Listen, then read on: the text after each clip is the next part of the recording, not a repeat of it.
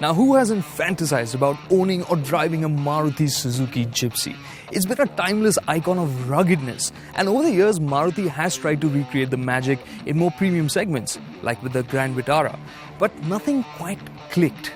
But the Vitara name is coming back to the Indian market with this, the Vitara Brezza, and is playing in a price segment that Maruti knows very well. So can the Vitara Brezza be the it SUV?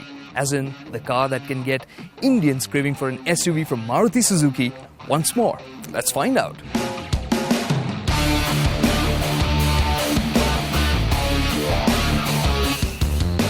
Well, first impressions? The stance and proportions of the Brezza are great. The flat waistline and the contrasting colors give it a bit more presence. But it is a rather simple and functional design. But then adding some spice to the package are the details. The bold chrome grille gives it a strong look, while the large air dam in the sculpted bumper gives it a slightly sporty look. And the bullhorn-like daytime running lights offered on the ZDI variants add a bit of friendliness to the package. Of course, the floating roof is a great highlight, especially when it's done in the contrast white color option. Styling at the rear isn't radical, but the split tail lights with the bullhorn light guides and the embossed chrome bar look quite smart.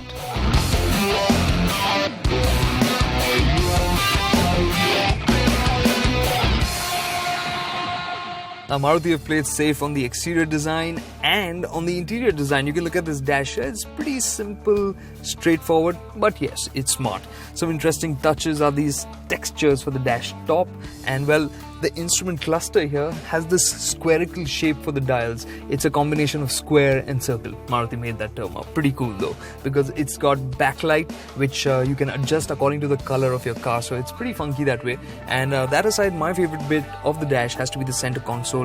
It's simple, smart, and the buttons here for the aircon vents work really nicely, feel very nicely damped. And that aside, of course, this Vitara Brezza, the top end variant, is very well equipped. Well, you have a push-button start-stop for the engine, cruise control, automatic headlamps, powered folding ORVMs, and rain-sensing wipers on this top-end trim. There's also a large touchscreen that acts as the infotainment center and offers Apple's CarPlay amongst its connectivity options. The bright touchscreen is also used for the reversing camera and the navigation system, but this is only offered on the ZDI Plus variant. There's plenty of storage in the cabin, and it also has this nifty under-seat tray. On the safety front, Maruti is offering a driver airbag as standard across all the variants, while ABS and a passenger side airbag is an option on the LDI and VDI variants, while this is standard on the ZDI variants. Now, where the Brezza really scores is in terms of sense of space in the cabin. You've got great glass area, it feels very roomy because of that, but it isn't just that, it's the cabin width. It just makes it feel so nice and spacious. 3 abreast, not a problem. That aside, you can see how much knee room is there on offer here. The driver's seat is set to my position, so even taller passengers can be accommodated here, and there's plenty of headroom. The only area where I feel they could have done a little bit better would have been in terms of offering better under-thigh support, and one thing missing, of course, is that there are no aircon vents here for the rear. And then it was time to check out the 328-litre boot.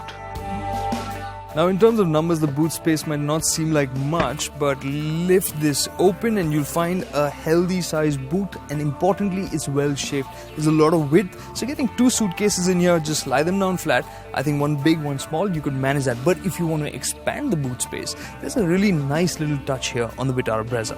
Check this out.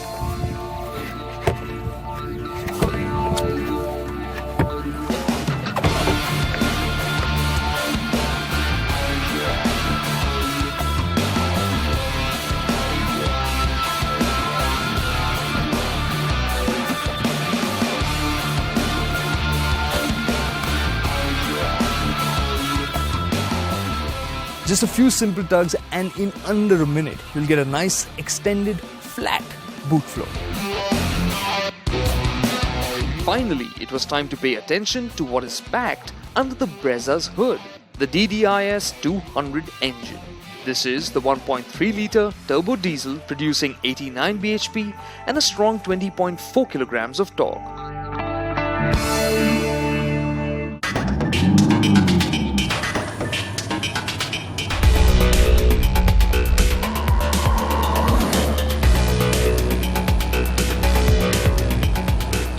familiar feature of this 1.3 litre diesel engine that we've seen on Maruti Suzuki's, that you get a fair amount of turbo lag low down in the rev range, and then there's that sudden rush of power. But things are a little bit better here on the Vitara Brezza because the gearing is really quite smart. So even when the speeds and the revs drop, you do get a decent amount of drivability. So ambling around in the city shouldn't be difficult unless and until you really let the revs drop. Well, to change pace, you can rely on the light action of the clutch, while the 5-speed gearbox requires just a little bit of muscle to get the shifts done. Get past 2000 RPM and get ready for that slug of torque. And it feels really nice as you see the rev needle shoot past 3000 RPM. The other good thing is that the revs don't just die out. You can actually use it to pass 4000 to about 4500 RPM quite nicely. And that makes this quite a nice engine for the highway.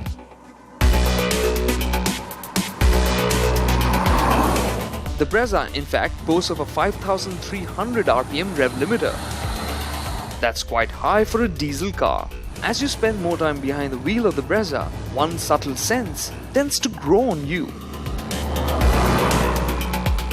In some ways, the Vitara Brezza feels very European, and that really shouldn't come as a surprise because it is based on a modified platform that's used on the European Vitara. Take the ride quality for instance. It has a hint of firmness to it, and in my books, on the whole, it's not a bad thing. Yeah, you do feel a little bit of the road surface creep into the cabin and some bumps might come through, but on the whole, ride quality is really quite absorbent. Suspension works silently, so the cabin does feel calm. The good part about the setup is that it gives you a great sense of confidence. When you're on the highway doing higher speeds for longer distances, it just makes the driving experience more relaxed. The high-speed stability is truly impressive, and as you motor along for kilometers on end, something else hits you.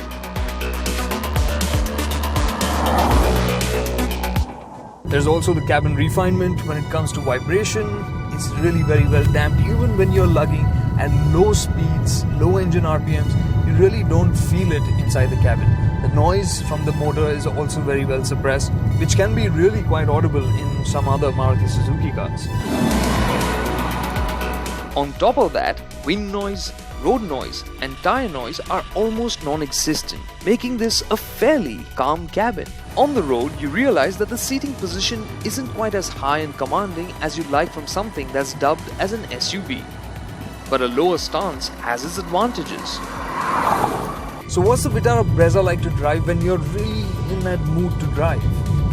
Well, it's not particularly exciting, but it really doesn't do anything wrong either. The steering, for instance, is pretty direct, but it just doesn't feel crisp. The way it turns into corners is quite blunted, it feels solid, but again, it's not as quick and as sharp as you'd want it to be to really hit that sweet spot. But on the whole, I've got to say, it feels safe and planted, and that should do for most people. A lot of its composure is also down to the wider and grippy 215 by 60 R16 Apollo tires that are offered on the top-end ZDI variant. So has Maruti Suzuki finally managed to hit the sweet spot with the Vitara Brezza? One thing's pretty clear. Maruti Suzuki's new Vitara Brezza isn't going to tug at your heartstrings the way the Gypsy has and does even today.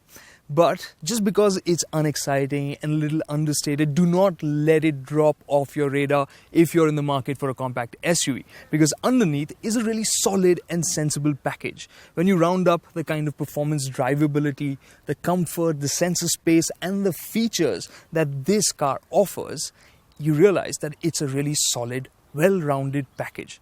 And then factor in the price that is being offered at, it's kind of hard to argue against Maruti Suzuki's new Vitara Brezza.